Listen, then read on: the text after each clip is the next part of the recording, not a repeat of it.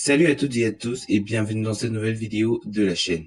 Aujourd'hui nous vous présentons un nouvel épisode de votre série Arisa.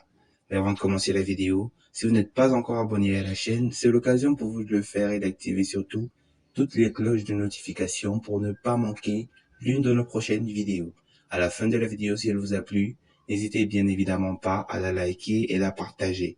Quant à nous, on se retrouve tout juste après le générique pour le résumé de cet épisode.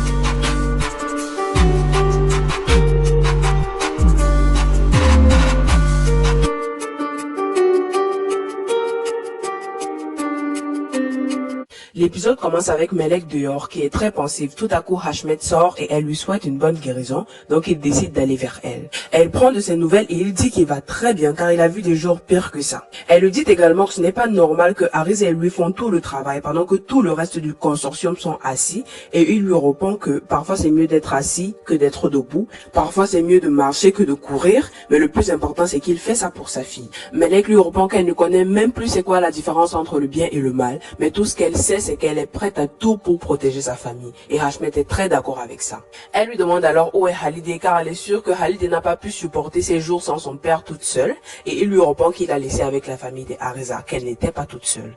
Melek est très choqué car il a préféré laisser Halidé avec Arisa au lieu de venir la déposer chez elle. Et lui dit de se méfier de ce Arisa car depuis qu'il est entré dans le consortium, il peut vraiment mettre Halidé en danger. Hashmet lui répond qu'il ne comprend pas comment une personne qui a pu donner sa fille à Bourak peut sortir de tels propos de sa bouche. Melek n'arrive plus à rien dire, donc il lui demande de ne pas attraper froid là dehors et il s'en va. Arisa de son côté est toujours là avec Talat captif en attendant Jarbir. Subitement, les gardes de Jarbir viennent mais sans lui, donc Arisa leur demande si Jarbir avait tellement peur de lui qu'il a envoyé ses gardes. L'un des gardes lui répond que non, car Jarbir enseigne les bonnes manières aux gardes qui n'ont pas peur de lui comme lui et qu'il va bientôt comprendre. Il fait un signe à l'autre garde, il se met à enlever tout ce que Arisa avait sur lui, il bande ses yeux, lui met des menottes et va avec lui. Quand le travail finit, le chef des gardes appelle Jarbir pour lui dire qu'ils ont finalement eu Arisa et demande ce qu'ils vont faire de Talat. Il termine l'appel et dit à Talat que Jarbir le remercie pour tous ses services, mais a décidé qu'il va aller voir son frère. Il tire sur lui et s'en va. Pendant ce temps, Moussafer et Métis sont dans leur voiture à regarder comment ils vont agir. Moussafer lui dit qu'ils doivent agir discrètement sinon la vie d'Arisa sera en danger et Métine lui ne comprend pas comment Arisa a pu faire un truc aussi fou. Moussafer lui dit alors qu'on n'appelle pas Arisa dysfonctionnement pour rien et qu'il est prêt à faire plus. Il termine la conversation et Métine demande au chauffeur de rouler et ils s'en vont. Halidé de son côté est très stressée car elle attend depuis son père et Arisa et espère juste que rien ne leur arrive. Les gardes de Jarbir ont mis un perceur de roue sur la route et pendant ce même temps, Moussafer est en train de dire à Métine qu'ils sont en train de sortir de la ville et qu'il doit lui faire signe quand ils sont proches. Il continue de rouler et subitement il tombe sur ce perceur de roue qui a percé toutes leurs roues, donc la voiture a arrêté de rouler. Les gardes de Jarbir sont alors venus et se sont mis à tirer sur eux. Moussafer et Métine ont bien voulu se défendre, mais malheureusement ils se sont fait tirer dessus.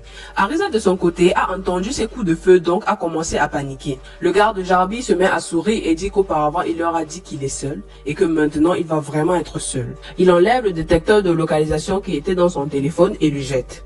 Halidé, quant à elle, ne cesse de paniquer, donc décide d'appeler Arisa, mais malheureusement le téléphone a déjà été éteint. Ruki arrive et demande à Halidé si elle connaît quelque chose, si on l'a fait signe, mais Halidé demande à Ruki de ne pas s'inquiéter car ils vont bientôt rentrer. Subitement, Mert arrive et Ruki lui demande de vite appeler pour qu'ils écoutent au moins une voix, et Mert qui paniquait aussi a décidé d'appeler.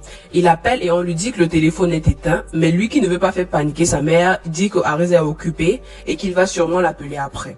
Directement, il voit une voiture arriver et Halidé dit à Ruki qu'elle s'est inquiétée pour rien, donc il sort vite pour aller voir. Il y a que Hashmet qui sort de cette voiture, donc Ruki se met à paniquer et on demande à Hashmet où est Arisa et Hashmet leur dit que Arisa n'a pas fini de travailler mais qu'il sera là bientôt. Hashmet rentre à la maison et les trois paniquent car ils ont vraiment peur.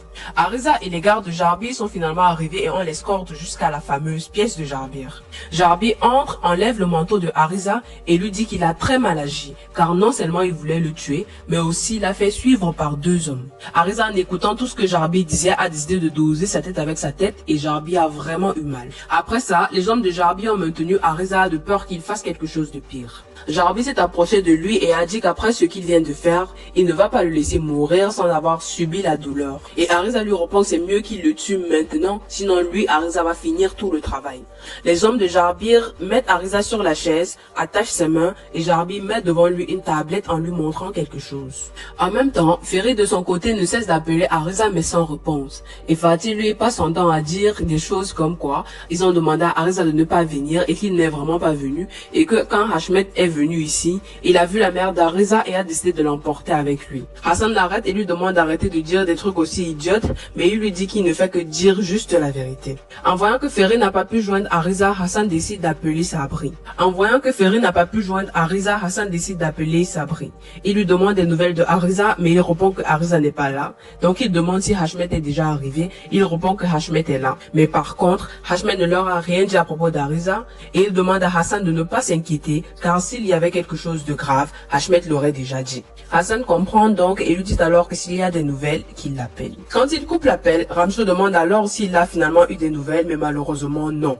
Donc tous là-bas commencent à stresser. Ferry dit donc à Hassan qu'ils doivent agir, mais Hassan leur dit que Ariza a bien demandé de rester tranquille et de ne rien faire. Ariza, quant à lui, est en train de regarder la vidéo où on massacre Moussafer et Metin. Quand il finit de regarder la vidéo, Jarbir le propose encore de regarder une 2e fois, mais il arrête en lui demandant ce qu'il veut le prouver en fait, car ce n'est pas la première fois qu'il voit une vidéo des gens en train de se faire tuer. Jarbir lui dit alors qu'il croit qu'il est malin, qu'il pouvait juste arriver là et tuer Jarbir comme ça, qu'il a fait ce bête plan avec les gens du consortium, mais que malheureusement pour eux ça a échoué. Jarbir lui dit aussi qu'il pensait qu'il était un ennemi du consortium et Ariza lui regarde avec une air très menaçante et lui dit qu'il ne le connaît même pas. Après ces mots, Jarbir se sent très menacé. Il demande à l'un de ses gardes de venir avec un plastique et décide pas combien de temps il va le mettre sur la tête d'Ariza pour l'empêcher de respirer. Et finalement dit qu'il va le mettre 3 minutes. Il le met, après quelques instants il la lève et dit à Ariza qu'il ne peut pas le laisser partir comme ça, car il va encore plus le faire souffrir. Ariza lui dit de ne pas s'inquiéter, car lui ne sortira pas de là vivant s'il ne l'a pas encore tué.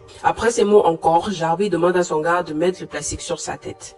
Pendant ce même temps, Ruki est dans la chambre en train de vraiment stresser. Merde entre et lui demande de dormir, mais elle répond qu'elle s'inquiète vraiment pour son fils. Et quand il aura l'enfant, il comprendra ce que c'est que l'inquiétude parentale. Merde lui répond que certes il n'a pas d'enfant, mais c'est aussi son frère, donc il s'inquiète aussi, mais qu'ils ont besoin de leur mère forte, donc elle doit dormir pour récupérer. Merde finit par la convaincre et elle lui dit de prendre bien soin de lui et de ne pas sortir de la maison et il dit qu'il a compris. Avant de sortir de la pièce, il dit à sa mère qu'il aimerait que prochainement quand il entre, il la voit endormie. Il sort, appelle encore Ariza, mais toujours il est injoignable, donc il stresse encore plus.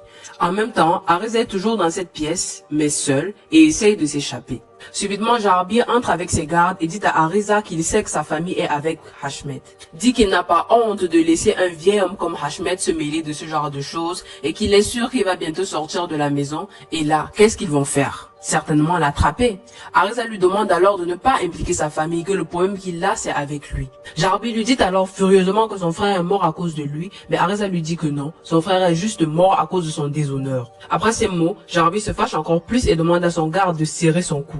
Après quelques instants, il demande à son garde d'arrêter et dit à Ariza que maintenant il se pose des questions comme quoi, pourquoi est-ce que cet homme ne me tue pas maintenant, mais plutôt décide de me torturer. Il répond alors qu'il a subi cette douleur depuis son enfance et la mort de son frère est venu alors plus ajouter sa douleur et que maintenant il ne cessera pas tant qu'il n'aura pas tué tous les membres de sa famille un par un et que certainement cela va atténuer sa douleur. Ariza lui dit alors qu'ils l'ont vraiment sous-estimé car il était certainement l'un des gardes qui a subi les coups de la vie et que la mort de son frère a ajouté encore plus de douleur, mais que maintenant, par respect pour son frère, il est prêt à atténuer toutes ces douleurs. Il regarde Ariza et dit alors qu'il ne comprend pas comment un garde aussi intelligent peut sortir de tels propos stupides de sa bouche. Et qu'il parle comme ça, mais comment est-ce qu'il va réussir à réaliser tout cela? Subitement, l'un de ses gardes arrive et lui dit un truc à l'oreille. Donc ils sortent tous et Ariza essaye de s'échapper.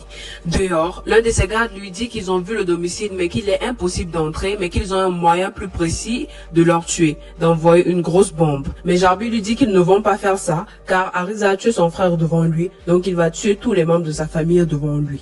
Pendant ce même temps, Halide est en train de poser des questions à son père et lui dit qu'elle est sûre qu'il y a quelque chose qui s'est passé car depuis Ariza ne rentre pas. Son père lui répond qu'effectivement quelque chose s'est passé et elle lui demande pourquoi est-ce qu'il ne va pas aider car Ariza a déjà sauvé sa vie plus de 2 fois. Il répond qu'il va le faire, mais là maintenant il cherche encore.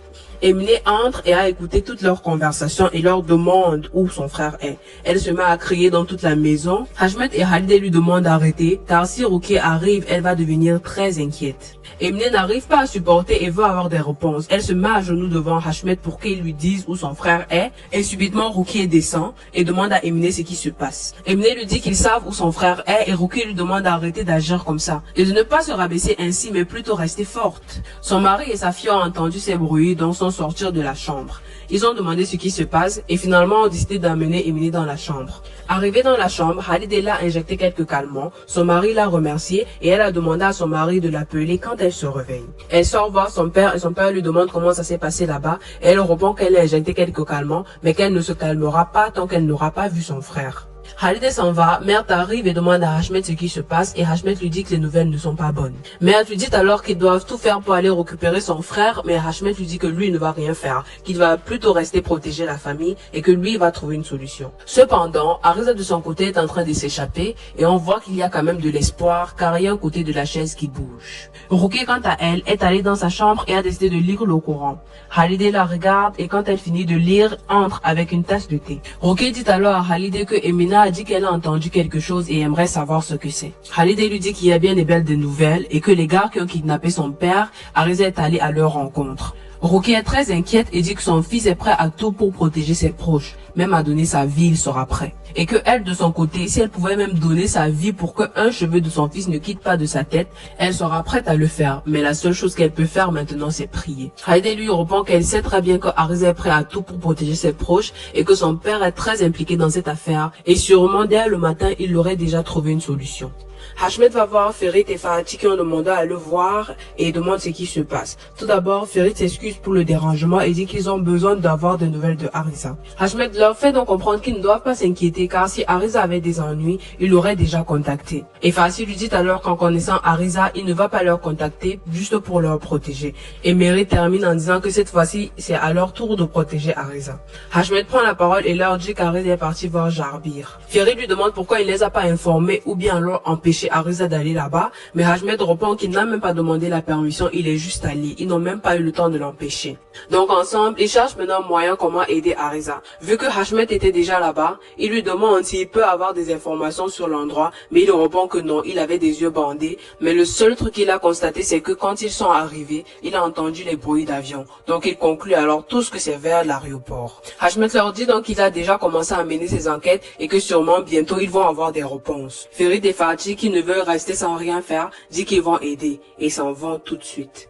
Pendant ce temps, Ariza cherche toujours un moyen de s'enfuir et un garde de Jarby entre et dit que Jarby a demandé si leur invité a besoin de quelque chose et Ariza répond en disant d'aller dire à son boss qu'il est très curieux et qu'à cause de cela, il pourrait être dans les problèmes. Le garde sourit, sort de la salle et Ariza essaye toujours de s'échapper. Sebaratin va voir Jarby et lui demande ce qu'ils vont faire après avoir tué Ariza. Jarby lui dit tout d'abord que Fouad c'est le plus fort entre eux et qu'il est certainement en train de chercher un moyen pour sortir de là vivant. Et quant à Mitat, lui suit juste ce que Fouad dit. Sheimouz lui aussi cherche un moyen de sortir de là, mais Galip lui c'est un bon psychopathe. Et que ce genre de choses ne lui fait pas peur. Donc Sebaratin lui dit que si quelqu'un va sûrement vers lui, il va certainement commencer à avoir peur. Jarby le coupe et dit qu'il ne veut pas que les membres du consortium pensent que leur business va s'arrêter parce qu'il a capturé Ariza et dit qu'il ne va pas s'arrêter tant que ces personnes ne seront pas dans les tombes qu'ils ont creusées.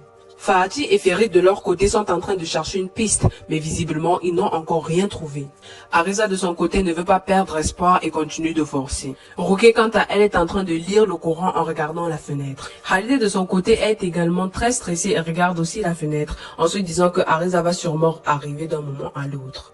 Le matin arrive, Arisa est toujours sur sa même position et Jarby entre dans la salle. Il dit à Arisa que toute la nuit, il ne faisait que penser à son frère et quand il pensait à son frère, il voyait Arisa. Donc pour cela, il va vraiment se venger. Il va le tuer ses proches et tuer même ceux-là qui le disaient juste bonjour. Mais avant, il aimerait comprendre quelque chose. Il demande à Arisa pourquoi est-ce qu'il a décidé de travailler avec le gars qui a tué sa sœur. Et Arisa lui dit de ne pas se mêler des choses qui ne le concernent pas. Jarby, tout furieux, décide d'appuyer son coup en disant qu'il va aussi venger sa sœur en tuant le gars qui a tué sa sœur.